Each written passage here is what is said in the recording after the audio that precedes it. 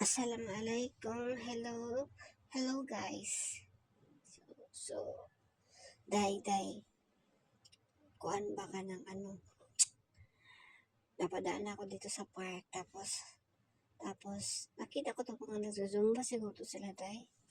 Zumba or exercise, ano ba itong ginagawa nila, day? Basta, iba na talaga pag tumatanda, day, no? Ang dami natin nararamdaman. Pero, day, dito sa lugar ng mga upad, day, busy palagi yung mga tao dito. Palagi silang may activities. Ay, day.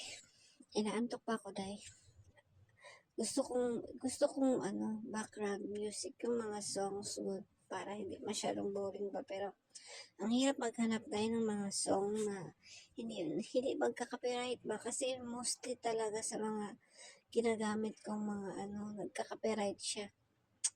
Kaya mahirap. Nag-voice over na lang ako kahit mahirap. Yung maubusan ka ng kung ano yung dapat mong sabihin. Ay naku, ang hirap talaga maging ambisyosang vlogger din, no? Kasi, yun nga, parang,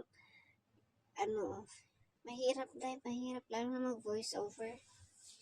Ito yung pinakamahirap sa akin dahil pag voice over, lalo na pag long video, mga ganito. Mahaba na to para sa akin dahil maubusan ka kung ano yung dapat mong sabihin, kung ano yung, basta dahil, mahirap talaga sa matanan dahil, yung, maganda yung short videos kasi short lang. Tapos madaling hanapan ng music na hindi magka-copyright pa. Ay, antok pa ako talaga, day. Ang hirap maging feeling vlogger, day. Kaya ba yun pang hindi ka pa nakalo sa higaan? Hindi ka pa nakabangon.